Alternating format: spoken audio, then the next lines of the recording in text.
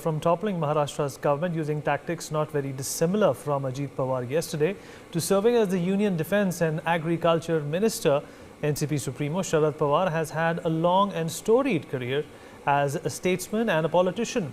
In a country where politicians are a dime a dozen, Sharad Pawar's journey shows exactly what caliber one needs to transcend national regional politics.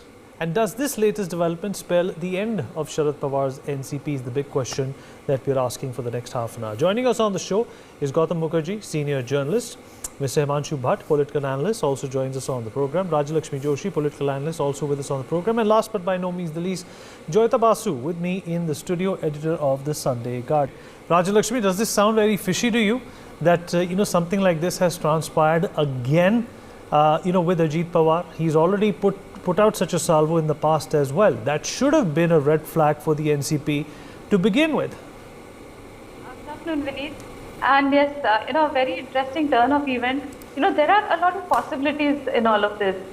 If you have heard some of the statements of Devendra Fadnavis ji in the last few days, he has spoken about how the mystery of Sharad Pawar ji is because of his history. Sharad Pawar ji has this history of, he is a very deceptive, he's a very sharp and he's a very calculative politician.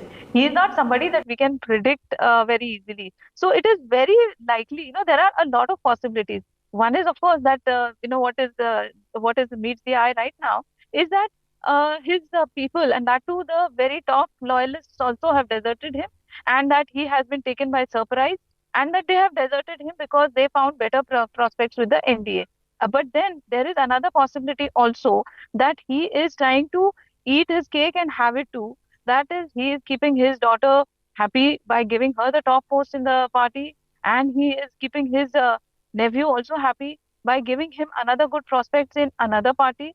And again, he has this choice where after the results of, after the Lok Sabha results, he can choose whether he wants to go with the third front, fourth front, whatever front they are talking about, and then or else he can choose to go with the NDA. So he is probably keeping his cards open also, and at the same time, he is trying to show as if he has nothing to do with any of this, and then maybe then later he can say that he's mending fences with his nephew and he's joining hands with them. See, now there is a very important statement by people like Chhagan Bhujbal and by Praful Patel ji also, saying that Sharad Pawar ji himself said that Modi ji वापस आने वाले हैं 2024 में, and that is why they have thought that it will be better for them to join hands with the NDA, and that is a very strong indication, a very strong message that if such a thing really has happened, if he has really said such things, it means that he definitely wants to keep his cards open, and he is not somebody who you can read just like that. He definitely has a lot of things up his sleeve, and we could never tell. But at the same time, one thing that you should notice among all of this, whatever may be the possibility, it is a fact now that in Maharashtra, at least, the opposition is completely devastated. And then this is it creates the Congress as the main opposition there. And maybe the Congress could be a major opposition in the other, in the national scene also, which is exactly what the BJP would like to have. That if it comes to Modi ji versus Rahul Gandhi, then I think that is something that the BJP would definitely want to have. And I think that amidst all of this, that seems to be a bigger possibility. And but at the same time, Sharad Pawar ji has definitely lost his relevance.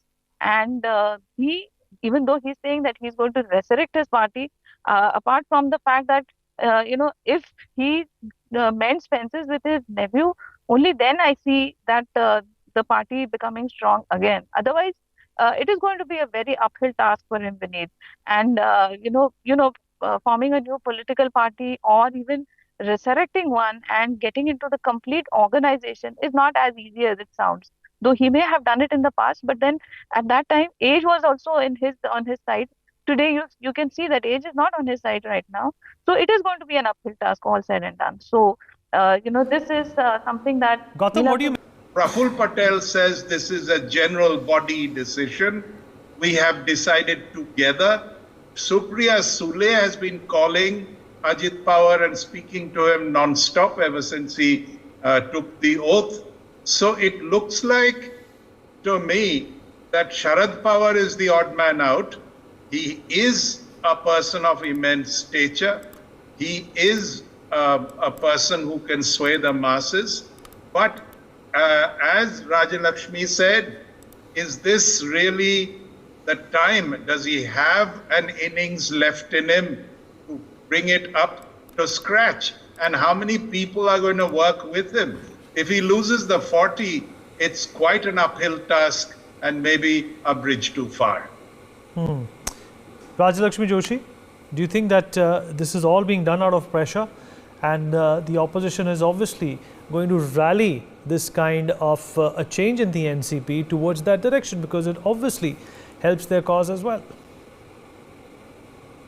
Vineet, these accusations about the ED and the CBI, they are now, I think now they are outdated, and I think that the opposition needs to come up with something new, something else.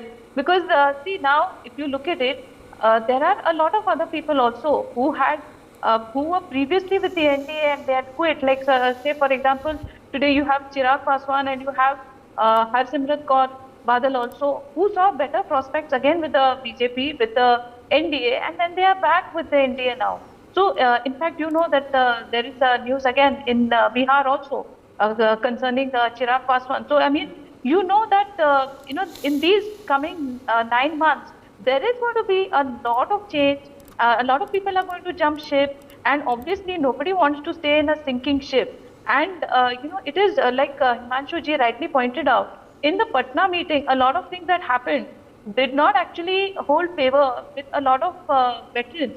They feel that they don't have prospects in that, that Gathbandhan, whatever they are, because they are actually are not on the same page in any way. It is going to be a very hard task for all of them to come together to decide on a face, on a leadership. Okay. All right, Rajalakshmi, we've run out of time, but we're definitely going to keep a close watch on what all is transpiring in Maharashtra politics. We'd like to thank all my guests for being a part of this conversation.